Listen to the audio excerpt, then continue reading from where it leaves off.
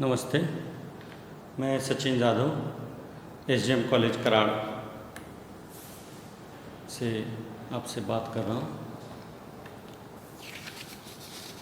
हिंदी साहित्य के इतिहास में जहाँ कविताओं का जिक्र होता है और विशेषतः आधुनिक कविताओं का जिक्र होता है, तो उसमें एक संवेदनशील कवि के रूप में चंद्रकांत देवताले साहब को पहचाना जाता है।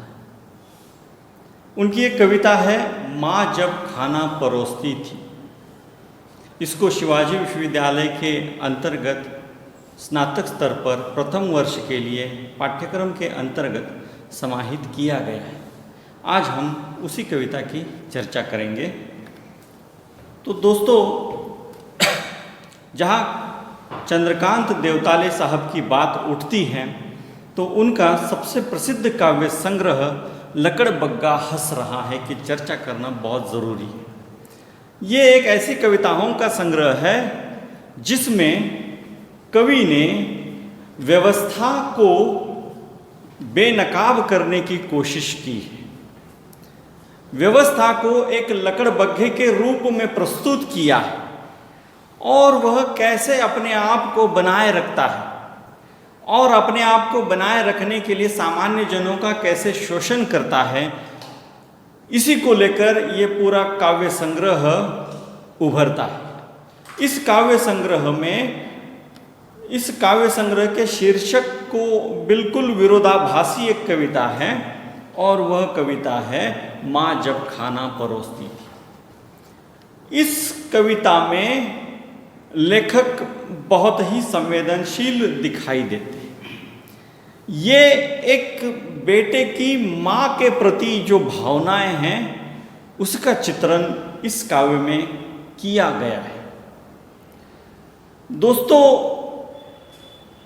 मनुष्य का अपने जीवन में माँ के साथ बहुत गहरा संबंध होता है।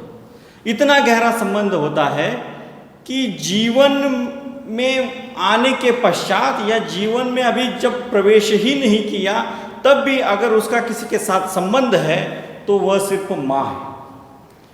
तो माँ का संबंध जन्मातीत है, जन्म से पहले भी है, जन्म के बाद भी है। दुनिया में जितनी भी भाषाएं हैं और उन भाषाओं में माँ के लिए जितने भी शब्द प्रयुक्त किए गए हैं उनमें म अक्षर है ही है, क्योंकि बच्चा जब बोलना सीखता है तो वह अपनी तुतली बोली में सबसे पहले म शब्द का प्रयोग करता है और माँ को ऐसा लगता है कि यह उसे पुकार रहा है। और इसीलिए दुनिया में जितनी भी भाषाएं हैं और माँ को लेकर जितने भी शब्द गढ़े गए हैं उनमें म होता ही होता है। तो यह इतना करीबी रिश्ता है। तो कवि ने अपने काव्य में अपनी माँ के प्रति अपने जो व्यवहार रहे हैं, हर व्यक्ति का किसी दूसरे व्यक्ति के साथ जो भी व्यवहार है वह आजीवन एक जैसा नहीं होता, चाहे वह व्यक्ति कितनी भी प्रिय क्यों न हो। और इसीलिए कवि एक बच्चे का, एक युवक का, एक प्रौढ़ का अपने माँ के साथ जो रिश्ता है और बदलते संबंध है, या एक व्यक्ति के जीवन में भिन्न भिन्न अवस्थाओं में माँ के साथ उसके संबंध कैसे परिवर्तित हो जाते हैं, इसका जिक्र इस छोटी सी कविता में करता है। ये छोटी सी कविता एक प्रसंग पर आधारित है। प्रसंग बिल्कुल छोटा है लेकिन उसका संबंध जीवन व्याप्त है और कवि अत्यंत संवेदनशील रहे हैं। कवि ने माँ को लेकर बहुत सारी कविताओं का निर्माण किया। ऐसा नहीं है कि माँ को लेकर सिर्फ हिंदी में ही कविताएं गढ़ी गई हैं, मराठी में भी गई है। मराठी में फ.मु. शिंदे को सिर्फ उनकी एक कविता की बदौलत विशेष रूप से याद किया जाता है, आई एक गाव असत, आई एक नाव असत, घरातल्या घरात गजबजलेलं गाव असत। तो ये जो भावनाएं हैं ये हर एक की भावनाएं, शायद आप शब्दबद्ध न कर पाए लेकिन आपके मन में भी माँ के प्रति यही भावनाएं हैं। तो देखेंगे चंद्रकांत देवताले साहब अपने माँ के प्रति कौन सा नज़रिया रखते हैं अपने जीवन के विभिन्न अवस्थाओं में।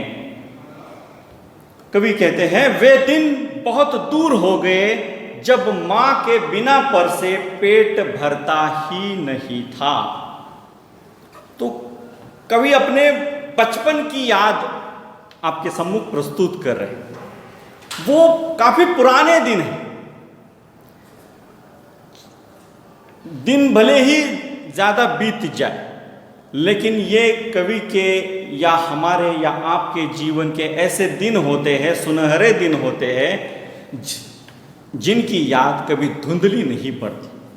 कवि आज प्रौढ़ावस्था में पहुंच गए, फिर भी उन दिनों को याद करके कहते हैं कि जब माँ के बिना पर से पेट भरता ही नहीं था।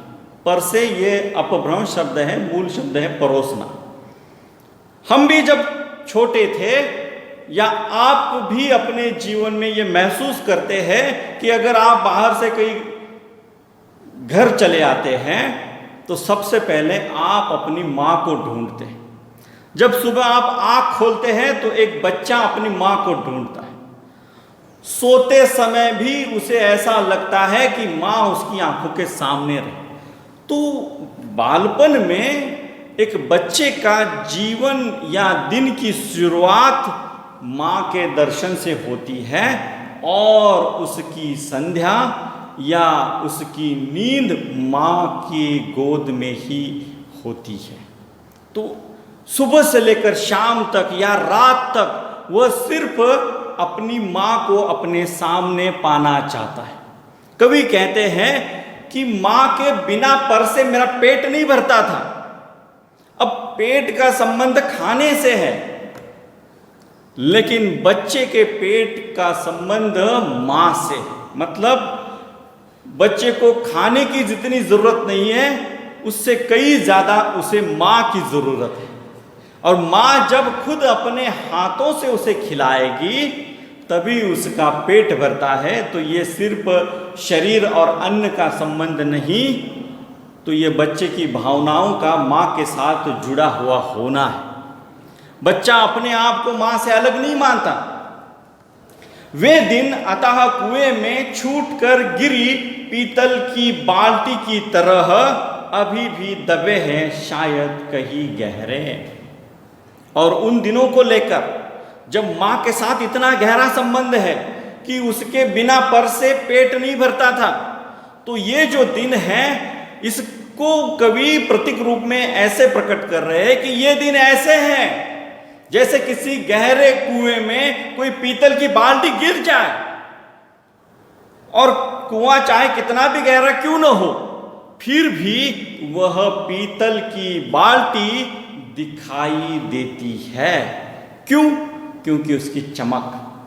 और इसीलिए कवि कहते हैं कि वे दिन बहुत दूर है, बहुत दूर हो गए, बचपन की घटनाएं हैं, लेकिन आज भी उसकी चमक उस पीतल के बाल्टी की तरह है जो इतने लंबे समय का व्यवधान होने के बावजूद आज भी ताज़ा है, जैसे ये सारी घटनाएं कल ही घटित हुई हो। फिर वो दिन आए, परिस्थितियां बदल गई, बच्चा बड़ा हो गया, बचपन छूट गया, जवानी छा गई, यौवन में आ गया।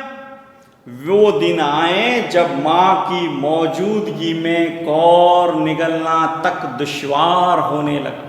देखिए, मैंने पहले ही कहा कि हमारे किसी व्यक्ति के साथ स्थापित संबंध आजीवन एक जैसे नहीं होते। हम परिस्थिति के अनुसार आचरण करते हैं, चाहे वह व्यक्ति कितना ही प्रिय क्यों न हो। कवि यहाँ वही बताना चाहते हैं। फिर वो दिन आए जब माँ की मौजूदगी में कौर निगलना तक दुश्वार हो गया।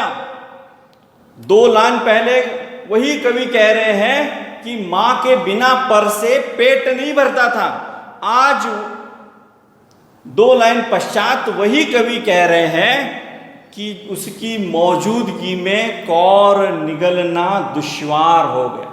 कितना अंतर आया है माँ और बेटे के संबंध में। हालांकि ये संबंध में जो अंतर आया है ये माँ की तरफ से नहीं आया, ये बेटे की तरफ से आया है।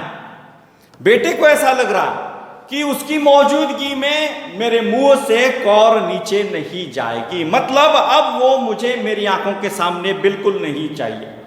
कितना अंतर आ गया। जबकि वह अपने सबसे छोटे और बेकार बेटे के लिए घी की कटोरी लेना कभी नहीं भूलती थी।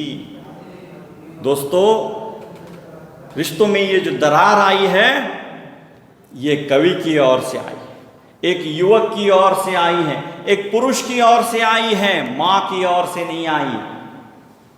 मां आज भी उस बेटे के लिए घी का कटोरा लाना नहीं भूलती। जब भी बेटा खाने के लिए बैठता है, मां उसकी पसंदीदा चीज घी उसके सामने रख ही देती है, जबकि बेटा चाहता है कि जब मैं खाना खाऊं मेरे सामने मेरी मां न रहे। अगर मां सामने रहेगी तो मैं भूखे रहना पसंद करूंगा, लेकिन खाना खाना पसंद नहीं करूंगा, चाहे मुझे कितनी भी भूख क्यों न लगी हो। देखिए, समय के साथ रिश्ते परिवर्तित होते जा रहे हैं, हमारी सोच बदलती जा रही है। माँ वही है, 10 साल पहले जो आपकी माँ थी आज भी वही माँ है, लेकिन 10 साल पहले जो माँ के प्रति आपकी भावनाएं थी, आज वह आपकी भावनाएं नहीं है। 10 साल पहले माँ आपके लिए सब कुछ थी, आपकी पूरी दुनिया थी। आज आप अपनी दुनिया में मां नाम के शख्स को सामने देखना पसंद नहीं करते, तो ये अंतराल आया। लेकिन मां है, वह आज भी उस निकम्मे आवारा बेटे के लिए घी की कटोरी लाना नहीं भूलती। शायद कवि अपने निजी जीवन को यहाँ उगाड़ कर रख रहा हो, या किसी दूसरे के जीवन को यहाँ उगाड़ कर रख रहा है, लेकिन ये अंतर आप समाज में जरूर देखते हैं।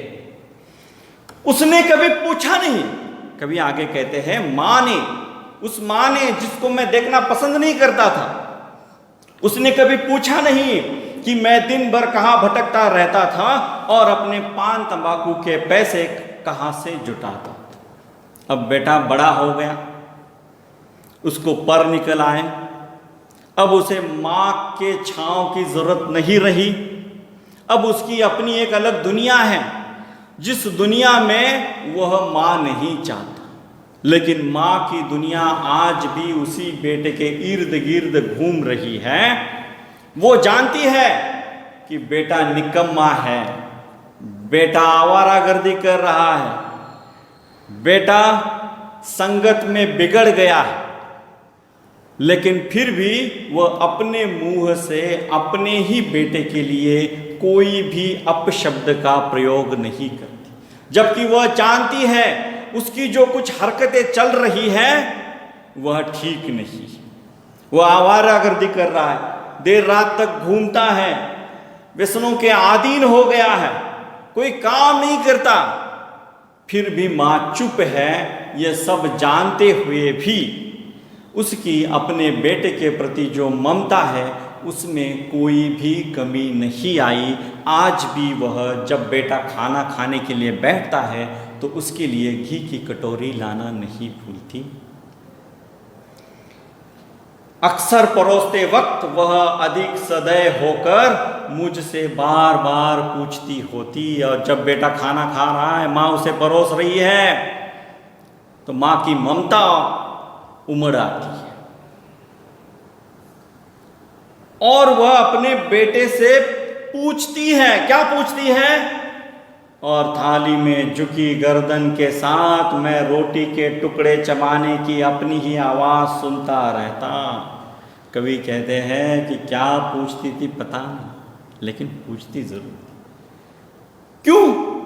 क्योंकि कवि माँ के शब्द सुनना ही नहीं चाहता, और इसीलिए उसे याद नहीं है कि माँ क्या पूछ रही है, लेकिन वह माँ का भाव ताड़ रहा है कि माँ आज भी सहृदय है। जितनी वह बचपन में थी उतनी ही वह आज भी है। बेटे में अंतर आ गया, बेटे के व्यवहार में अंतर आ गया। बेटा अब लाडला दुलारा नहीं रहा, नटखट नहीं रहा, अब वह आवारा हो गया है। फिर भी माँ उसे उतनी ही आत्मीयता से पूछती है। ये बेटा है कि जो माँ की तरफ अनसुनी कर रहा है। और बेटा क्या कर रहा है? और थाली में झुकी गर्दन के साथ मैं रोटी के टुकड़े चबाने की अपनी ही आवाज सुनता रहता। आत्ममग्न हो गया है, अपने में लीन हो गया है, और इसीलिए उसे दुनिया की, अपनी माँ की कोई परवाह नहीं है। वह माँ का एक शब्द भी सुनना नहीं चाहता। उसके बदले वह खुद के ही द्वारा चबाई हुई रोटी की आवाज सुनना पसंद करता है।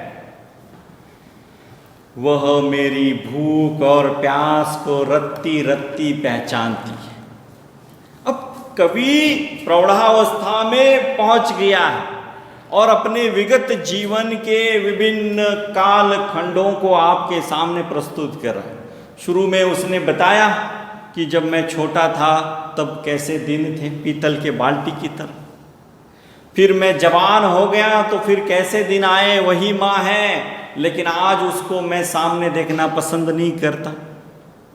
मैं अपने ही दांतों तले चबी हुई रोटी की आवाज सुनना पसंद करता हूं, लेकिन माँ क्या कह रही है, माँ क्या पूछ रही है, इसकी ओर ध्यान देना पसंद नहीं करता। और वह मेरी भूख और प्यास को रत्ती रत्ती पहचानती थी। शायद कवि को भूख लगी हो, उसे और खाने की इच्छा रही हो, लेकिन वह मांगता नहीं। मां खुद समझ लेती है कि बेटे को क्या चाहिए। इसलिए कवि कहते हैं वह मेरी भूख और प्यास को रत्ती रत्ती पहचानती है।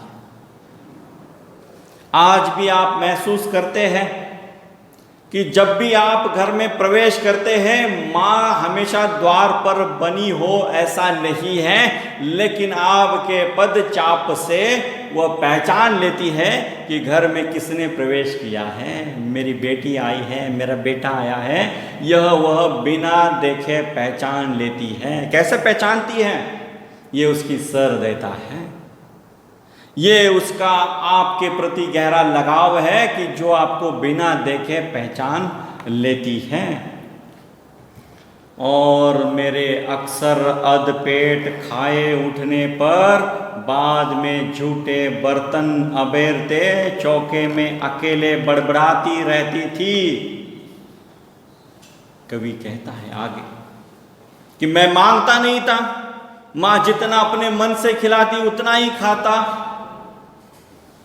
और जब वो परोस रही है और मैं हाथ आड़े कर देता हूं, अधपेट उठ जाता हूं, तो मां जब बर्तन अबेरते हुए खुद ही बड़बड़ाती है। बरामदे में छिपकर मेरे कान उसके हर शब्द को लपक लेते हैं। बेटा मां से बात नहीं करना चाहता, लेकिन चोरी छुपे सुनता है कि माँ क्या बड़बड़ाती। वह बड़बड़ाती है और आखिर में उसका भगवान के लिए बड़बड़ाना सबसे खौफनाक सिद्ध होता है। वो बेटे को भला बुरा नहीं कह रही, वह भला बुरा कह रही है तो उस भगवान को, वह दुहाई दे रही है तो उस भगवान को। मतलब एक माँ को अपने बेटे की गलतियों का एहसास होते हुए भी वह अपने बेटे को लांछन देना पसंद नहीं करती। आखिर में वह उस भगवान को लेकर बड़बड़ाती है कि उस भगवान ने इसमें ऐसी कौन सी बुद्धि डाल दी जो ये पथ भ्रष्ट हो गया। और कवि यह सुनना पसंद नहीं करता, या कवि को यह सुनना अच्छा नहीं लगता, और इसीलिए वह और तब मैं दरवाजा खोलकर देर रात तक के लिए सड़क के एकांत और अंधेरे को समर्पित हो जाता। और कवि यह सह नहीं पाता कि उसके लिए भगवान को बड़बड़ाया जाए, जबकि दोष उसका है। शायद कवि भी समझता है, लेकिन ये उम्र का तकाजा है। आज शायद कवि समझ रहा होगा, क्योंकि वह उस उम्र से आगे निकल गया, प्रौढ़ावस्था में चला गया। जब वह यौवन में था, जब वह जवानी के जोश में था, तब शायद न समझा हो कि माँ का प्यार क्या है। आज वह समझ चुका है और इसीलिए कहता है कि तब मैं माँ का ये बड़बड़ाना सहन नहीं कर पाता था और उससे बचने के लिए अंधेरी गलियों में, सड़कों पर निकल पड़ता था। अब इसमें भी एक प्रतीकात्मकता है। जब आप क्रोधित होते हैं, पीड़ित होते हैं, अपनों पर ही गुस्सा करते हैं, तो आपके रास्ता भटकने की संभावना बहुत ज़्यादा है। ये अंधेरा, ये एकांत उसी के प्रतीक है। जब आप पर जान छिड़कने वाली माँ आपको दुश्वार नहीं है, पसंद नहीं, जो आपका ही ख्याल रखती थी, ऐसे व्यक्ति आज आपको प्रिय नहीं है। इसका मतलब यह है कि आपका मन रास्ता भटक गया है और इसीलिए अपने अपने नहीं रहे, अब वो पराये लगने लगे हैं। और कवि एकांत अंधेरे में अपने आप को खो देना चाहता है। अब ये दिन भी उसी कुएं में लोहे की वजनी बाल्टी की तरह पड़े होंगे। अब देखिए, बचपन का जो प्रसंग है, जब माँ के बिना परसे बेटा खाना नहीं खाता था, उन दिनों को कवि कहता है पीतल की बाल्टी की तरह चमकदार। यौवन के दिन जब माँ के सामने मौजूद होने के पश्चात कवि को कौरबी गले से निगलना दुश्वार हो गया है, आज कवि कह रहा है कि ये दिन भी उसी कुएं की बाल्टी की तरह है, उसी तरह है जिस तरह पीतल की बाल्टी गहरे कुएं में गिरी। लेकिन बाल्टी यहां परिवर्तित हो गई है, अब पीतल की बाल्टी नहीं है, लोहे की बाल्टी है। और दोस्तों, आप जानते हैं कि लोहे को अगर पानी लग जाए तो वह गंज पकड़ लेता है। पीतल कितने भी दिनों तक पानी में रहे, पीतल की चमक बरकरार रहती है, लेकिन लोहा सड़ना शुरू हो जाता है। अगर आप पथभ्रष्ट हो जाते हैं तो आप में सड़ांध निर्माण होने लगती, आपका व्यक्तित्व सड़ना आरंभ हो जाता है। ये कहाँ तक सड़ेगा, इसकी कोई गारंटी नहीं है। कवि कहते हैं ये ऐसे दिन हैं। अपने बीवी बच्चों के साथ खाते हुए अब खाने की वैसी राहत और बेचैनी दोनों ही गायब हो गई। अब तीसरी अवस्था, एक थी बचपन की अवस्था जब माँ ही सब कुछ थी, एक दूसरी अवस्था जब माँ कुछ भी नहीं थी। अब ये तीसरी अवस्था जब कवि अपने बीवी बच्चों के साथ खाना खा रहा है, तो किसी भी व्यक्ति के जीवन में ये तीन अवस्थाएं तो आती ही आती है। कवि पीछे मुड़कर देख रहा है और इसीलिए ये पुनर्मूल्यांकन है अपने जीवन का। अपने बीवी बच्चों के साथ खाते हुए अब खाने में वैसी राहत और बेचैनी दोनों गायब हो गई।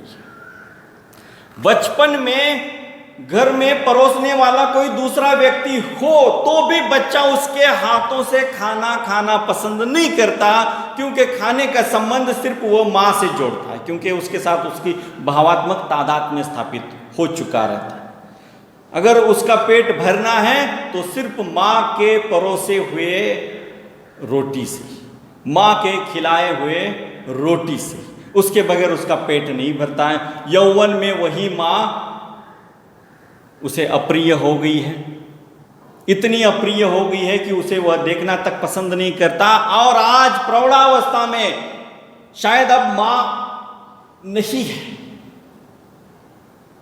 बीवी बच्चों के साथ कभी खाना खा रहा है और अपने जीवन को याद करते हुए वह कहता है, वह एक तथ्य उद्घाटित करता है कि आज खाने में वैसी राहत और वैसी बेचैनी दोनों गायब हो गई। बचपन में बेचैनी थी, भूख तो काफी तेज है, भूख तो बड़ी है, लेकिन मां घर में नहीं है। जब तक मां नहीं आएगी मैं खाना नहीं खाऊंगा, भूख चाहे कितनी भी बढ़ती क्यों न रहे। दूसरी अवस्था, जब भूख बड़ी तेज थी लेकिन मां जब तक मौजूद है मैं खाना नहीं खाऊंगा। आज तीसरी अवस्था, आज खाना सामने है लेकिन वह न बेचैनी है न वह राहत है। अब सब अपनी अपनी जिम्मेदारी से खाते हैं। यह अंतर आया है। समाज परिवर्तनशील है, समय परिवर्तित होता रहता है, घटनाएं बदलती रहती है। कवि के जीवन की घटनाएं भी परिवर्तित हो रही है। आज कवि के सामने थाली है, सजी हुई थाली है, परोसा हुआ खाना है, लेकिन कवि महसूस करता है कि न तो वह बेचैनी है और न वह पेट भरने से प्राप्त होने वाली राहत है। अब सब अपनी अपनी जिम्मेदारी से खाते हैं, न कोई खिलाता है न कोई खाता है। जिसको भूख लगती है वह खुद थाली उठाता है और अपना पेट भर लेता है। अब देखिए दोस्तों, अन्न का संबंध सिर्फ पेट से नहीं है, हमारे मन से है, हमारी भावनाओं से। शुरुआती दौर में या एकल परिवार में आपने महसूस किया होगा कि सब जने मिलकर खाना खाते थे। आप अकेले भी खाना खा सकते हैं, सबके साथ भी खाना खा सकते हैं, लेकिन जो खाना खाने का आनंद, जो मजा सबके साथ आता है, एकल में नहीं आता, अकेले में नहीं आता। और इसीलिए कवि कहते हैं अब सब अपनी अपनी जिम्मेदारी से खाते हैं और दूसरे के खाने के बारे में एकदम निश्चिंत रहते हैं। आज माँ नौकरी करती है, पिताजी नौकरी करते हैं, दोनों दफ्तर में अपने अपने रहते हैं, तो अपने अपने दफ्तर में खाना खा लेते हैं। बच्चे स्कूल में रहते हैं, बच्चों के लिए खाना बनाया जाता है। बच्चे जब स्कूल से लौटते हैं तो वो भी अपना अपना खाना खा लेते हैं। तो दूसरा ये मान के चलता है कि अब समय हो गया होगा तो उसने खाना खा लिया होगा। अब न माँ राह देख रही है और न बेटा माँ के लिए व्याकुल हो रहा है। इसका मतलब यह है कि अब खाने के साथ माँ से जुड़ी जो भावात्मकता थी वह अब खत्म हो गई है। फिर भी कभी कभार मेथी की भाजी या बेसन होने पर मेरी भूख और प्यास को रत्ती रत्ती टौती उसकी दृष्टि और आवाज तैरने लगती है। आज माँ नहीं है, इस दुनिया में नहीं है, घर में तो है ही नहीं, लेकिन ये कवि महसूस करता है कि जब उसकी थाली में मेथी की भाजी हो या बेसन हो तो उसे ऐसा लगता है कि कोई है या बैठा है, मौजूद है और देख रहा है कि बेटा मेथी की भाजी चाव से खा रहा है, बेटा बेसन को बड़ा पसंद कर रहा है।